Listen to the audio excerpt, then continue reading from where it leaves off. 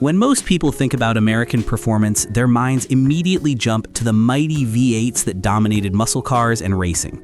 But what if I told you that one of the toughest, most legendary engines from America wasn't a V8 at all? In fact, it didn't even come from the Big Three of Detroit.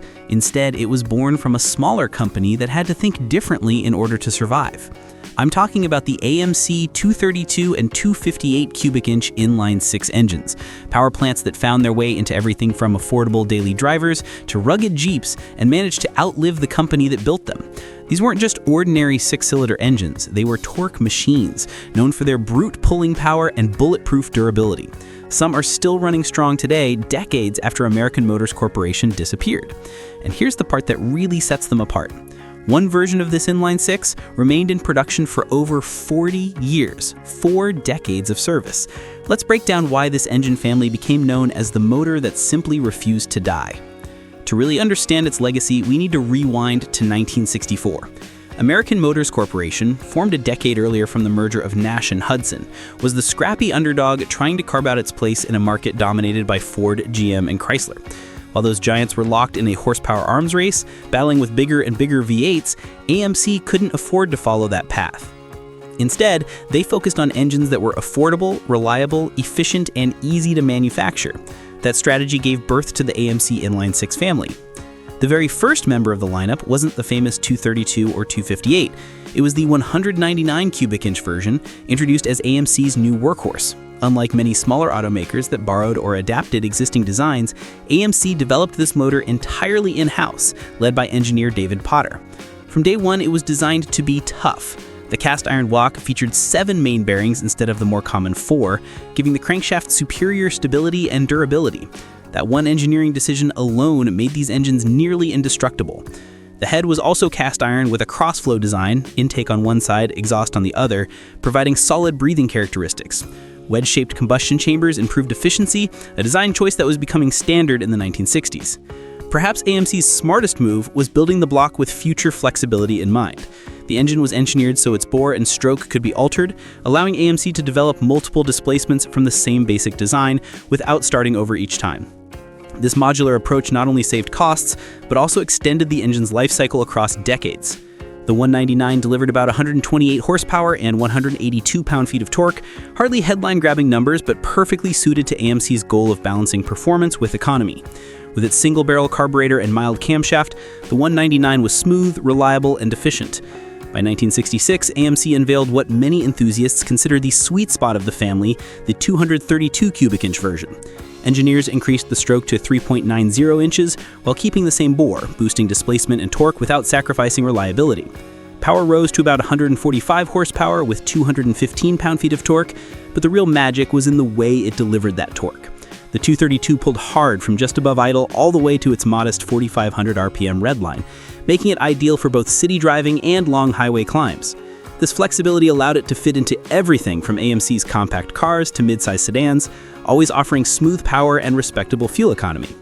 The 232 also introduced refinements like a standard 2-barrel carburetor, improved camshaft timing, and a more durable valve train, which boosted both performance and longevity. These were engines built to take abuse. With thick cylinder walls and a heavy-duty bottom end, the 232 could run for 200,000 miles or more with little more than routine maintenance. Its reputation for toughness was cemented in 1970 when AMC acquired Jeep. The 232 became a natural fit under the hoods of CJ5s, CJ6s, and other Jeep models. Its low-end torque and bulletproof reliability made it perfect for off-road duty, where drivers valued strength and dependability over sheer horsepower. The inline-six's narrow design also gave it a packaging advantage. It fit more easily into Jeep's tight engine bays than a bulky V8, while still offering far more power than the old 4-cylinders. As the years went on, AMC kept improving the design with better oiling systems, tougher components, and tweaks to meet tightening emissions rules. Then, in 1971, AMC introduced the engine that would define the family's legacy, the 258 cubic inch version. By stretching the stroke to an even 4 inches while keeping the same bore, they created a 4.2-liter beast that delivered around 150 horsepower and a stout 240 pound-feet of torque. Once again, the numbers don't tell the whole story. The 258's massive low-end grunt made it feel far stronger than its modest horsepower rating. It quickly earned a reputation for being unstoppable, whether in daily use or out on the trails. The 258 quickly rose to become AMC's go-to engine, finding a home in an incredibly wide range of vehicles. It powered compact cars like the Gremlin and Hornet, full-size family cruisers like the Matador and Ambassador, and most importantly, it became the beating heart of Jeep's lineup. In the CJ series, and later in the Cherokee and Wagoneer, the 258 proved itself nearly unbeatable. It offered torque figures that rivaled many small-block V8s, but delivered its grunt much lower in the rev range, exactly where off-road drivers needed it most. A Jeep fitted with the 258 could climb punishingly steep grades at little more than idle speed, making it an absolute favorite among rock crawlers and trail enthusiasts. Over the years, AMC refined the 258 even further. Drawing on lessons learned from the 232, engineers reinforced the block casting, strengthened the crankshaft, and upgraded the oiling system to withstand punishing conditions.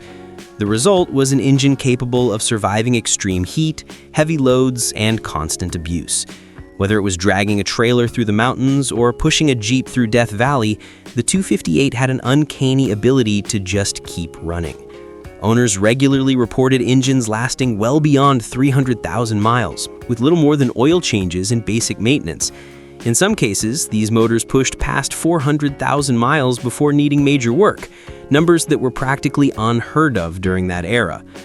As the 1970s turned into the 1980s, the engine family had to adapt to a new challenge: emissions. Engineers worked hard to keep performance alive while meeting increasingly strict regulations. In 1978, AMC introduced one of the earliest feedback carburetor systems, which used an oxygen sensor to adjust the fuel mixture in real time. Crude compared to modern technology, but revolutionary for its day. It kept the 258 road legal without sacrificing too much drivability. By 1981, AMC rolled out its computer command control system, a basic form of electronic engine management that oversaw ignition timing and carburetor function. It wasn't perfect, but it showed AMC was trying to keep pace with the rapid advances from the Big Three. The real leap came in 1987, just after Chrysler purchased AMC. That year, the 258 received multi-point fuel injection, a massive upgrade that transformed the engine's personality. Now producing 177 horsepower and 224 pound-feet of torque, the fuel-injected Inline-Six was stronger, smoother, and more efficient than ever before. Cold starts became effortless, throttle response sharpened, and fuel economy improved while still meeting tougher emission standards. In Jeeps like the Cherokee and Wagoneer, this evolution of the 258 gave drivers modern refinement without sacrificing the engine's legendary toughness. Many enthusiasts consider the fuel-injected version the ultimate form of AMC's Inline-Six. But as good as the updated engine was, its fate was already sealed. Chrysler had no long-term interest in continuing AMC's engine programs. By 1990, the 258 was phased out in favor of Chrysler's new 4-liter Inline-Six, a design that borrowed inspiration from AMC's architecture but was otherwise a clean-sheet creation. Still, even as production ended, the 258 was far from forgotten. Hot rodders and off-road enthusiasts had already discovered just how much potential the engine had hidden within its iron block. With 7 main bearings, thick cylinder walls, and a stout bottom end, the motor could easily handle performance upgrades. Builders found that with a better camshaft, improved cylinder heads, and modern intake and exhaust systems, the 258 could be pushed far beyond its stock output. Some ambitious builds with turbochargers or superchargers even broke the 300 horsepower mark, an impressive feat for an engine originally designed to prioritize longevity over power. No discussion of the 258 is complete without highlighting its impact on Jeep. Before AMC introduced it, CJ models relied on aging 4-cylinders and V6s that lacked the low-end grunt serious off-roaders demanded. The 258 changed that instantly. With its ability to crawl up obstacles at near idle, it gave Jeep drivers unmatched control on trails, making it a legend among hardcore enthusiasts. Its influence didn't stop with the CJ either. In the Cherokee, launched in 1984, the 258 proved equally well-suited for towing, highway driving, and daily family use. It could pull trailers, cruise long distances, and still deliver respectable fuel economy, all while fitting into a relatively compact engine bay. This versatility helped cement the Cherokee's success and laid the groundwork for the modern SUV market. Through the 1980s and into the 1990s, the 258 continued to build its reputation as one of the toughest engines ever put into a Jeep. Stories of owners racking up hundreds of thousands of trouble-free miles became the norm, not the exception. The engine's durability wasn't an accident. It was the result of conservative engineering choices, overbuilt components, and a design philosophy that valued reliability above all else. By 1990, the final 258 rolled off the line, closing a remarkable 26-year chapter in AMC's history. Yet the legend lived on. Enthusiasts embraced the 258 not just as a workhorse, but as a collectible, a piece of American automotive history that deserved respect. Today, finding a clean running 258 is often more expensive than it was new, as restorers, Jeep lovers, and even hot rodders chase down these engines for their projects. Its legacy continues to shape how we think about durability, proving that power isn't everything. Sometimes being built to last is what really makes an engine iconic. In the end, the AMC 232 and 258 weren't the flashiest motors of their time. They didn't win drag races or dominate NASCAR, but they were steady, strong, and unkillable. They powered humble sedans, family cars, rugged Jeeps, and even some surprising hot rods, serving faithfully across 4 decades.